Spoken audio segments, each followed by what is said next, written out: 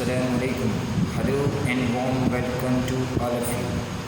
Dear students, today I am here with the fourth part of economic chapter number 2, sectors of the Indian economy. In the previous lecture, we had discussed rising importance of tertiary sector in Indian economy. In that we discussed that in terms of production, day by day, tertiary sector becoming more and more important.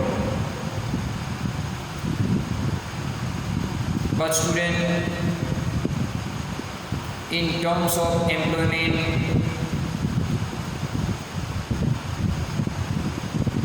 still primary sector is dominating sector to provide employment opportunity to the people in our country.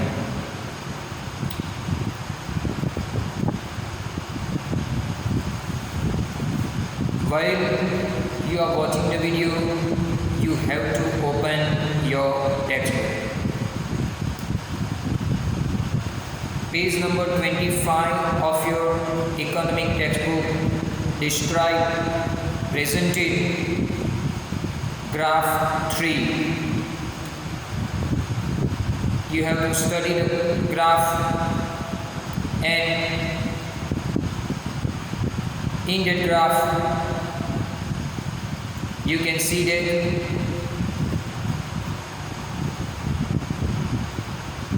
in 71-72, in terms of employment, primary sector was the dominating sector.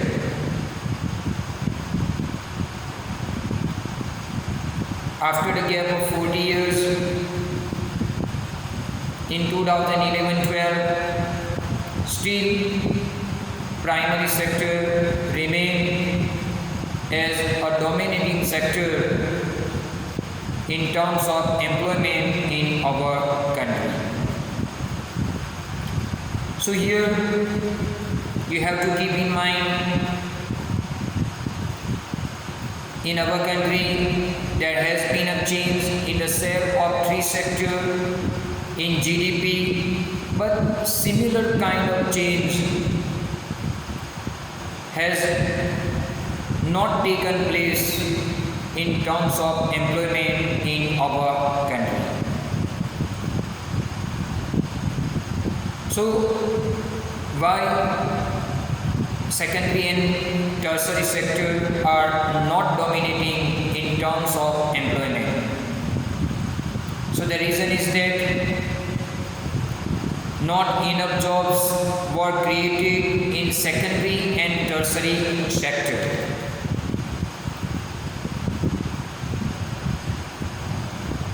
The industrial production of goods went up more than 9 times during this 40-year period, but employment in industrial sector went up by around 3 times. While production in service sector rose by more than 14 times, but employment in the service sector rose around only 5 times. So here student, in terms of production in industrial sector and tertiary sector increased by 9 times and 14 times, but in terms of employment it increased only by 3 times and 5 times.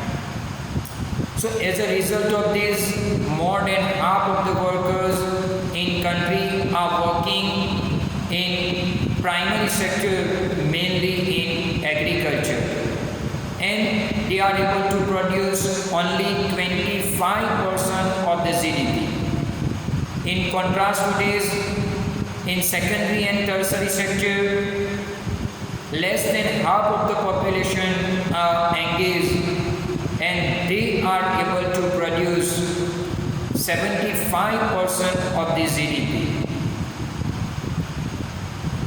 So why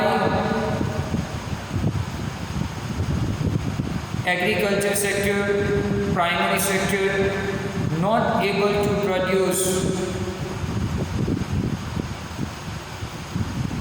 in comparison to secondary and tertiary sector?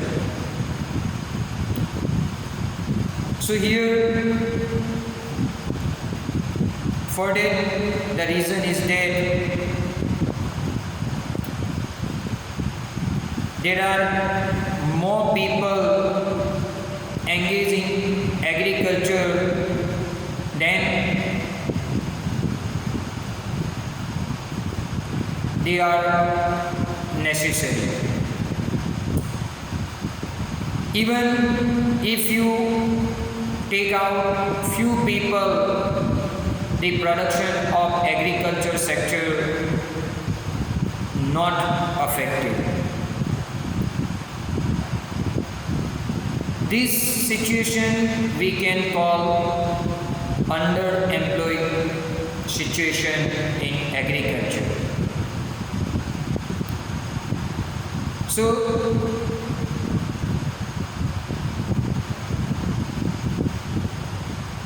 to understand why agriculture sector is not able to produce like secondary and tertiary sector, we have to understand open unemployment and disguised unemployment situation. Students, when people has no job in hand and does not earn anything at all, it is said to be situation of open unemployment. Means the person is without work and without earning. So we can call open unemployment situation. Open unemployment, it is clearly visible because person is without work. This type of unemployment generally found in industrial sector. Now, disguised unemployment. Disguised unemployment is a situation when people are apparently working but they are working less than their potential. This situation we can call disguised unemployment. Generally in agriculture sector, people are working more than the requirement. On a small plot of land, if 5 people are working throughout the year,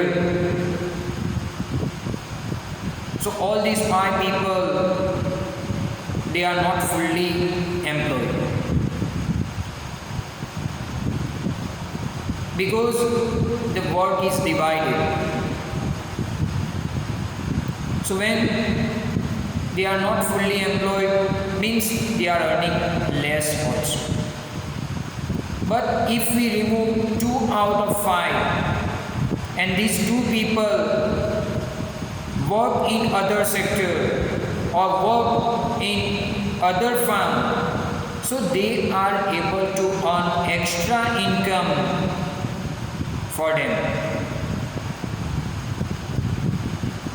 So when people are apparently working but they are not working as per their potential, we can call it disguised unemployment. Disguised unemployment is hidden, and this type of unemployment is generally found in agriculture sector. So I have given you the example, 5 people are working. If we remove 2, so there will be no effect on agricultural production. And these 2 people, they are able to earn extra income for their family. So this situation we can call disguised unemployment. With this, I would like to conclude my today's lecture. Thank you very much and Allah Hafiz.